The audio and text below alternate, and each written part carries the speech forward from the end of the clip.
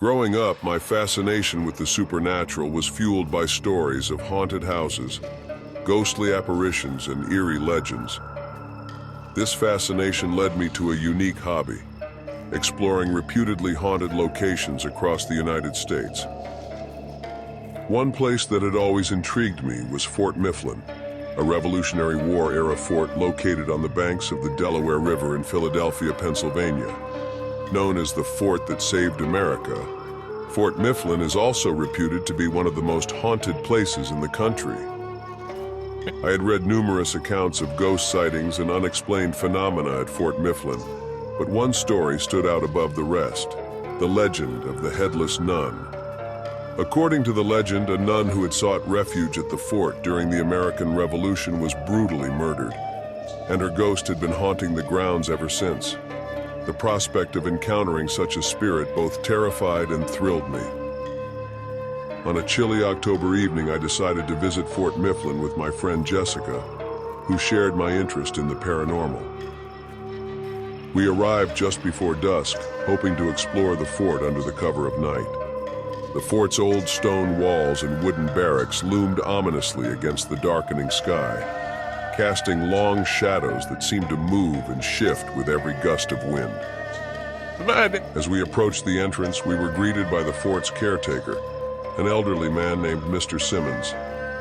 He was well aware of the fort's haunted reputation and seemed amused by our excitement. "You folks here for the ghost tour?" he asked, his eyes twinkling with a hint of mischief. "Yes, we are," I replied, trying to mask my nervousness with a smile. "Well, you've come to the right place," Mr. Simmons said. "Fort Mifflin has its fair share of spirits. But be warned, not all of them are friendly."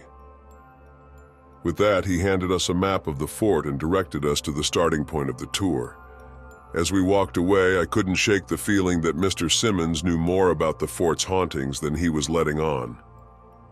The tour began in the fort's central courtyard, where our guide, a local historian named Sarah, recounted the fort's storied past.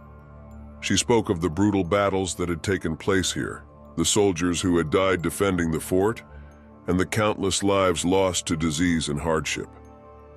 As Sarah led us through the various buildings and underground tunnels, she shared stories of ghostly encounters that had been reported over the years. We heard about the screaming woman, whose anguished cries could be heard echoing through the fort at night, and the faceless soldier, who wandered the grounds in search of his missing comrades. But it was the story of the Headless Nun that truly captured our imaginations. According to Sarah, the nun had been caring for wounded soldiers at the fort when she was attacked and beheaded by a vengeful British soldier. Her spirit, it was said, still roamed the fort, searching for her lost head and seeking justice for her brutal murder. As the tour came to an end, Sarah left us with a chilling warning. "If you encounter the Headless Nun, do not run," she said. "She means no harm, but she is bound to this place by her tragic fate. Show her respect, and she may reveal her story to you." With that, we were free to explore the fort on our own. The sun had long since set, and the fort was now cloaked in darkness. The only light came from the flickering lanterns placed strategically around the grounds, casting eerie shadows that danced along the walls. Jessica and I decided to start our investigation in the Casemates, a series of underground chambers that had once served as living quarters for the soldiers. The air was damp and musty, and the walls were covered in centuries-old graffiti. As we descended into the darkness, I felt a sense of unease settle over me. We set up our equipment, digital recorders, cameras, and EMF meters, in one of the larger chambers and began our vigil.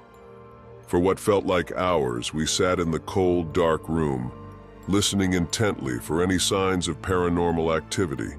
The silence was oppressive, broken only by the occasional drip of water from the ceiling. Just as I was beginning to lose hope, Jessica nudged me and pointed to the EMF meter.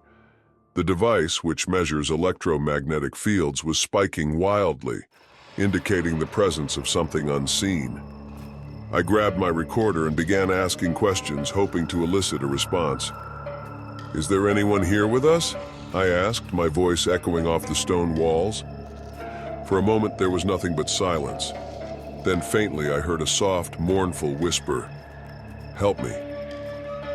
My heart raced as I played back the recording, confirming what I had heard. Jessica and I exchanged nervous glances, our excitement tempered by a growing sense of dread. We continued our investigation, moving from room to room, each one more foreboding than the last. In one of the smaller chambers, we found an old wooden chair, its surface worn and splintered with age. As I shone my flashlight on it, I noticed something strange, a dark stain on the seat, almost like dried blood. "Do you think this could be where she was killed?" Jessica asked, her voice barely above a whisper. "It's possible," I replied, feeling a chill run down my spine. "Let's set up the camera here and see if we can capture anything." We positioned the camera to focus on the chair and began another EVP, electronic voice phenomenon session. As I asked questions, I felt an overwhelming sense of sadness wash over me, as if the very air was heavy with sorrow. Suddenly, the temperature in the room plummeted, and we could see our breath forming in the cold air. The EMF meter spiked again, and we heard a soft, ghostly sob. "Who are you?" I asked, my voice trembling. "Why are you here?" For a moment, there was only silence. Then we heard it. The sound of footsteps, slow and deliberate, echoing through the chamber. Jessica and I froze, our eyes wide with fear. The footsteps grew louder, closer, until they seemed to be right next to us. I turned to look, and there she was, the Headless Nun. Her ghostly form shimmered in the dim light, her habit stained with blood. Despite her lack of a head, I could feel her gaze upon us, filled with an indescribable sorrow. "Help me," she whispered again, her voice echoing through the chamber. I swallowed hard, trying to keep my fear in check. "How can we help you?" I asked. The nun raised one hand, pointing towards the far corner of the room. I followed her gesture and saw a small hidden alcove. Inside, partially buried in the dirt, was an old wooden box. Jessica and I carefully retrieved the box and opened it, revealing a collection of religious artifacts, rosary beads, a small crucifix, and a tattered piece of cloth that looked like it could have been part of the nun's habit. Among the items was a letter, written in a delicate, flowing script. The letter, dated 1778, detailed the nun's life at the fort and the events leading up to her murder. It spoke of her dedication to caring for the wounded soldiers, her faith, and her tragic end at the hands of a British soldier seeking revenge. As we read the letter, I felt a deep connection to the nun's story.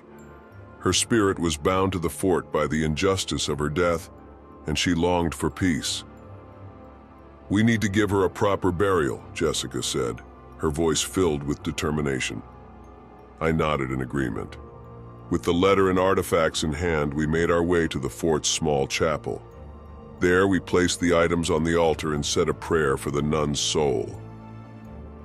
As we finished, I felt a sudden warmth in the room, as if a great weight had been lifted. The air seemed to shimmer, and I could almost see the faint outline of the nun's spirit, her head restored, her expression one of gratitude. "Thank you," she whispered, her voice filled with peace.